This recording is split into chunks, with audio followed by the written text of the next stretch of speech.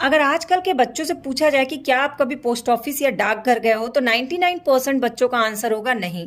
क्योंकि ये जो पत्र लेखन की जो परंपरा है ना, वो अब ऑलमोस्ट खत्म हो गई है। लेकिन तब भी किसी भी एंट्रेंस एग्जाम हो, एडमिशन एग्जाम हो, स्कूल के एग्जाम हो, सब में हिंदी या इंग्लिश में पत्र लेखन जरूर आता है।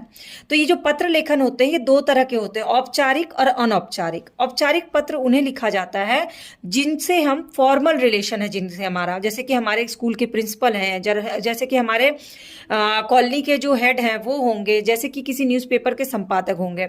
तो किसी भी तरह का औपचारिक पत्र आप लिखिएगा, उसका बेसिक फॉर्मेट यही होता है, जिसको फॉलो करके आप किसी भी क्लास में आपको यही फॉर्मेट फॉलो करना है। तो उस फॉर्मेट को लर्न कर लीजिए और कम से कम 2-3 टॉपिक्स पे ऐसे फॉर्मल लेटर्स लिख लीजिए, तो आपको फॉर्मेट भी लर्न हो जाएगा और किसी भी टॉपिक पे आप इंस्टेंट पत्र लेखन के लिए तैयार भी हो जाएंगे। तो जो फॉर्मल औपचारिक पत्र होते हैं, उसका फॉर्मेट क्या होता है? सबसे पहले आपको सेवा में जरूर लिखना होता है, ये कंपलसरी है। पहला लाइन आपका सेवा में जाएगा, कॉमा, पैराग्राफ चेंज होगा, इसके बाद आप किसको लिख रहे हैं, तो सेकंड लाइन में क्या है, किसको पत्र लिखना है? श्रीमान प्रधानाचार्य को, श्रीमान संपादक महोदय को, तो श्रीमान कलेक्टर को। तो जो जिसको भी लिखना है यहाँ पर उनका पद आएगा। अब वो उस पद में कहाँ पर है, तो ये जैसे विद्यालय का नाम है केंद्रीय विद्यालय, संपादक है तो दैनिक भास्कर, दैनिक जागरण किसके संपादक हैं, या फिर जो कलेक्टर हैं वो किस जिले के कलेक्टर है, उस जिला का नाम लिखना है। इसके बाद लोकेशन लिखना है कि वो प्रधानाचार्य स्कूल, जिस स्कूल के प्रधानाचार्य वो किस लोकेशन में है।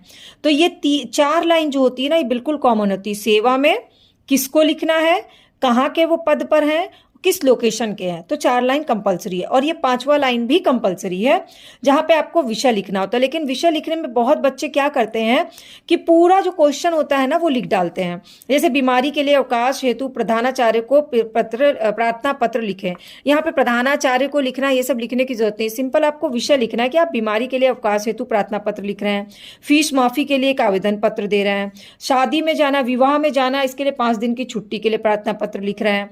जो भी विषय है आपको यहां लिख देना है।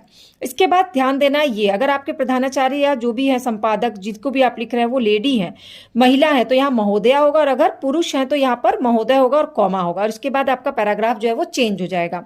निवेदन है से शुरू करना है आपको। निवेदन करिए कि कल विद्यालय से लौटते समय बारिश में भीग गया था, जिसके कारण मुझे बुखार हो गया, डॉक्टर ने मुझे इतने दिन का विश्राम करने की सलाह दी, अतः प्रार्थना है कि मुझे दिनांक इतना से इतना तक का अवकाश प्रदान करने की कृपा करें। इसमें 3 चीजें इंपॉर्टेंट है, एक तो निवेदन, दूसरा प्रार्थना, तीसरा कृपा। और ये लेफ्ट साइड में आपको धन्यवाद देते हुए अपना नाम लिखना है, आप किस कक्षा में और दिनांक। अगर आप नागरिक के तौर पे लिख रहे हैं तो आपके जिले का नागरिक नाम और कहाँ रहते हैं ये एड्रेस लिखना है। तो बस ये फॉर्मेट को लर्न कर लीजिएगा। डिटेल क्लास की लिंक इसमें दी गई है इस वीडियो के नीचे, आप उस लिंक पे